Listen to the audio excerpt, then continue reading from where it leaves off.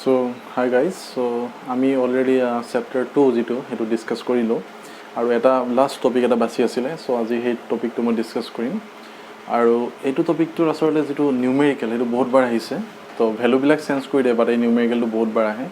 চ' সেই নিউমেৰিকেলটোৰ ওপৰত আমি আজি ডিছকাছ কৰিম। এটা বেলেগ মেথড দি কেলকুলেট কৰিব পাৰি আৰু এটা NCERT যিটো টেক্সট বুক আছে তাৰ with the help of the NCERT textbook also' you can calculate, but আজি এটা বেলেগ মেথড দি আমি কেলকুলেট কৰিম।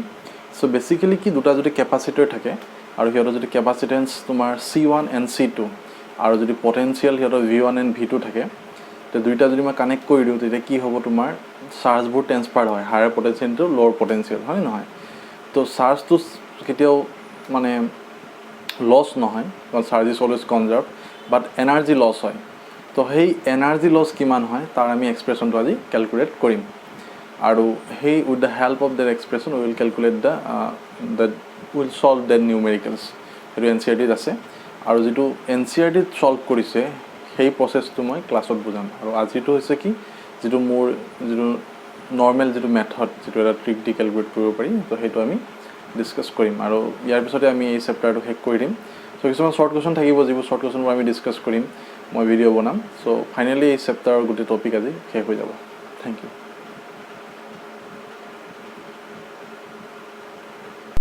চ' আজি আমি ডিছকাছ কৰিম loss of energy on sharing charges. তাৰমানে তোমাৰ দুটা যদি কেপাচিটাৰ থাকে আৰু সিহঁত দুটাক যদি মই কানেক্ট কৰি দিওঁ, কেপাচিটাৰ যদি মই কানেক্ট কৰি দিওঁ, তেতিয়া সিহঁতৰ মাজত কি শ্বেয়াৰ হয়? চাৰ্জ শ্বেয়াৰ হয়। চাৰ্জটো ক'ৰ পৰা ক'লৈ যায়? From higher potential to lower potential, higher potential to lower potential.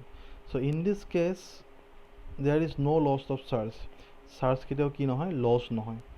But some amount of energy is dissipated in the form of heat. এইটোত কি হয়, তোমাৰ এনাৰ্জি অলপ কি হৈ যায়? ডিচিপেটেড হৈ যায় বা লছ হৈ যায় in the form of hit.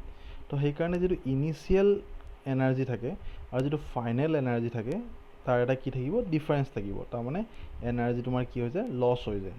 ঠিক আছে? So' we have to find out that expression. Okay, so' ইয়াত কি হৈছে? First of all consider two capacitor of capacitance C1 and C2. দুটা কেপাচিটাৰ আছে, এটাৰ কেপাচিটেন্স কিমান? C1 আৰু এটা C2. অ'কে, নাও the potential of first capacitor is V1 and potential of second capacitor is V2. Okay, তো ভালকৈ মনত ৰাখা, দুটা কেপাচিটাৰ আছে, এটাৰ কেপাচিটেন্স C1, এটাৰ C2, এটাৰ পটেঞ্চিয়েল কিমান? V1 আৰু এটাৰ কিমান? V2. যেতিয়া মই দুইটা কি কৰি দিম? কানেক্ট কৰি দিম, then their charges are shared. চাৰ্জটো কি হ'ব? ইহঁতৰ শ্বেয়াৰ হ'ব। তো চাৰ্জটো ক'ৰ পৰা ফ্ল' হ'ব? The charge flows from one capacitor at higher potential to the other at lower potential till their potential become equal. So this line is very important. তাৰমানে কি, যেতিয়ালৈকে তোমাৰ দুইটাৰে কানেক্ট কৰি দিলা, এটা হাই পটেঞ্চিয়েল আছে, এটা ল' পটেঞ্চিয়েল আছে, চাৰ্জটো কেতিয়ালৈকে শ্বেয়াৰ হৈ থাকিব? till it gets the same potential. তাৰমানে দুইটাৰ যেতিয়া পটেঞ্চিয়েল ইকুৱেল নহয় তেতিয়ালৈকে কি হৈ থাকিব? চাৰ্জটো তোমাৰ চেঞ্জ হৈ গৈ থাকিব, বা ট্ৰেন্সফাৰ হৈ থাকিব। চ' সেই পটেঞ্চিয়েলটো যেতিয়া পটেঞ্চিয়েল ইকুৱেল হৈ যাব, সেই পটেঞ্চিয়েলটো কি বুলি কোৱা হয়? That potential is called common potential. Already we have discuss this thing. That potential is called common potential. তো সেই কমন পটেঞ্চিয়েলৰ এক্সপ্ৰেশ্যনটো কিমান আছিলে তোমাৰ? দিছ ইজ দ্য এক্সপ্ৰেশ্যন, হয়নে নহয়? If C1 is the capacitance of first capacitor, V1 is the potential of the first capacitor, C2 is the capacitance of the second capacitor, V2 is the potential of the second capacitor. What is the common potential? This is the common potential. Already we have derived this expression. Now what is the total energy before sharing charges? এটা যদি capacitor থাকে, তাৰ যদি কেপাচিটেন্স C হয়, potential যদি V হয়, energy expression কিমান আছিলে? Half CV²। যদি ইন টাৰ্মছ অফ C আৰু ভিত লিখা, then this is the energy of a capacitor. ঠিক আছে, হাফ CV²। ইয়াত কেইটা আছে কেপাচিটাৰ? দুটা আছে। এটাৰ কেপাচিটেন্স কিমান? C1 আৰু এটাৰ কিমান? C2। চ' ফাৰ্ষ্ট কেপাচিটাৰটোৰ এনাৰ্জি কিমান হ'ব? হাফ C1V1², কাৰণ পটেঞ্চিয়েল V1। ছেকেণ্ডটোৰ কিমান হ'ব? Half C2V2²। Then what is the total energy before sharing? So' this is the total energy expression. Now when they connected, then charge will transfer from higher potential to lower potential, হয়নে নাই, until it gets the common potential. যেতিয়ালৈকে দুইটাৰ potential common নহয় তেতিয়ালৈকে কি হৈ থাকিব, transfer থাকিব. চ' কমন পটেঞ্চিয়েল কিমান, ছাপ'জ ভি, তো প্ৰথমতে V1 আছিলে, পিছত V হৈ গ'ল, প্ৰথমতে V2 আছিলে, তাৰো কিমান হৈ গ'ল, V হৈ গ'ল. Then what is the total energy after sharing charges, half C1 V square হ'ব এইবাৰ, হাফ C2 V স্কোৱাৰ হ'ব, বিকজ পটেঞ্চিয়েলটো কি হৈ গ'ল, চেঞ্জ হৈ গ'ল, কমন পটেঞ্চিয়েল হৈ গ'ল, দুইটা পটেঞ্চিয়েল সমান হৈ গ'ল, কিমান হৈ গ'ল, V হৈ গ'ল. ঠিক আছে, তো সেইকাৰণে এইটো half C1 V square plus half C2 V square, তো হাফ আৰু V স্কোৱাৰটো কমন লৈছোঁ, তো এইটো লিখিব পাৰি. এতিয়া এই U2 in terms of V আছে. Now this is the total energy before sharing and this is the total energy after sharing. Now we have to find out the energy loss. তো এই V ভেলুটো, এইটো common potential V, এই ভেলুটো ইয়াত মই বহাই দিম. তো এইটো বহালে কিমান হ'ব এক্সপ্ৰেশ্যনটো, U2ৰ ভেলুটো এইটো. ঠিক আছে, তো এইটো V ভেলু বহাই দিছোঁ মই. নাও just solve it, very simple problem, অলপ সলভ কৰিলে হ'ল. তো সলভ কৰাৰ কিমান পাবা তুমি, U2 equal to this is the U2. Okay, so this is the U2. Now what is the U1 minus U2? U1 is the total energy before sharing and U2 is the total energy after sharing. It will total energy before sharing, it will total energy after sharing. Just solve it, simplify it.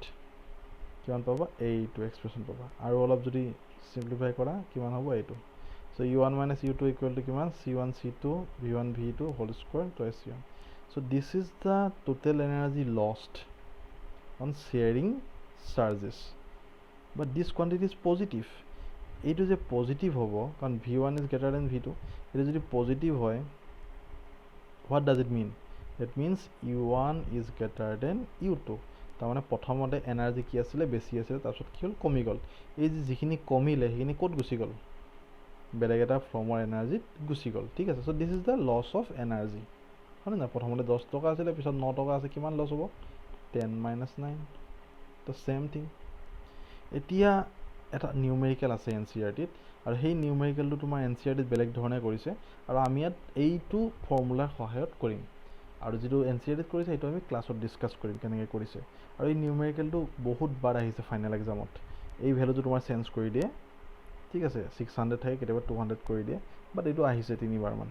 তো ইয়াত কি আছে, a 600 picofarad capacitor is charged by 200 volt supply. এতিয়া এটা capacitor আছে, the কেপাচিটেন্স কিমান তাৰ, C1 equal to 600 পিক'ফেৰাড, voltage কিমান, V1 equal to 200 volt. It is then disconnected from the supply and is connected to another uncharged 600 picofarad capacitor. এতিয়া কি হ'ল, এইটো বেটাৰীৰ পৰা ডিছকানেক্ট কৰি দিলে, এটা বেলেগ কেপাচিটাৰ আছে, তাৰ কেপাচিটেন্স কিমান, 600 পিক'ফেৰাড, আনচাৰ্জ, কিন্তু তাৰ লগত কি কৰি দিলে, কানেক্ট কৰি দিলে, তাৰ কোনো চাৰ্জ নাছিলে. তো এইটো কি হৈ গ'ল, ফাৰ্ষ্টৰটো কোনটো আছিলে, এইটো, ছেকেণ্ডটো এইটো. এতিয়া হায়াৰ পটেঞ্চিয়েলটো লোৱাৰ পটেঞ্চিয়েল কি হ'ব, চাৰ্জটো ট্ৰেন্সফাৰ হ'ব until it gets the common potential V, হয়নে.